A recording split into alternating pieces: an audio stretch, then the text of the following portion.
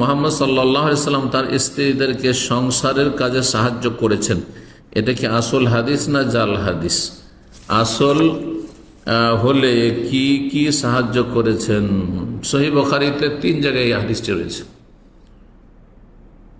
রাসূলুল্লাহ সাল্লাল্লাহু আলাইহি ওয়াসাল্লাম সম্পর্কে মা আয়েশা রাদিয়াল্লাহু তাআলা আনহাকে জিজ্ঞেস করছেন, তার একজন ছাত্র পর্দার আড়ালতে পড়তেন আসওয়াদ, যে রাসূলুল্লাহ মা কানা ইয়ামাল রাসূলুল্লাহ সাল্লাল্লাহু আলাইহি ওয়াসাল্লাম ফি বাইতিহি, যখন বাড়িতে থাকতেন তো রাসূল কি করতেন? তখন মা আয়েশা বললেন যে কানা ইয়াকুনু ফি মেহনাতি আহলিহি, নিজ পরিবারের সেবায় খেদমতে নিয়োজিত থাকতেন, মানে সংসারের কাজে থাকতেন।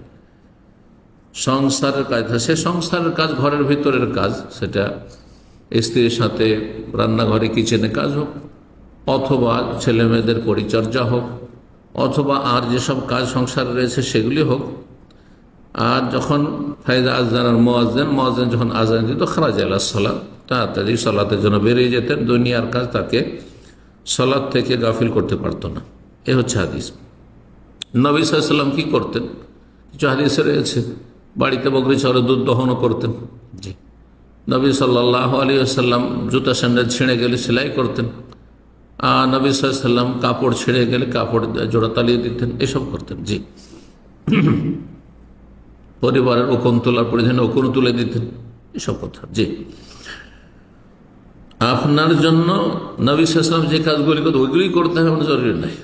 আপনার পরিবারে যে কাজগুলি প্রয়োজন রয়েছে, অনেকের ছেলে মেয়ে ঘন ঘন রয়েছে, সুতরাং স্ত্রীর সাথে সহযোগিতা, ছেলে মেয়েদের পরিচর্যা, পরিষ্কার পরিচ্ছন্ন করা, বাথরুম করানো ইত্যাদি, ঘুম দেওয়া, এগুলো কাজে সহযোগিতার প্রয়োজন হতে পারে। আবার কারো হয়তো স্ত্রী বা অসুস্থ বা দুর্বল, পাকশাকে, সুতরাং পাকশাকে রান্নাঘরে সহযোগিতার প্রয়োজন হতে পারে, যেমনটা সম্ভব, কিন্তু এটি জরুরি নয়।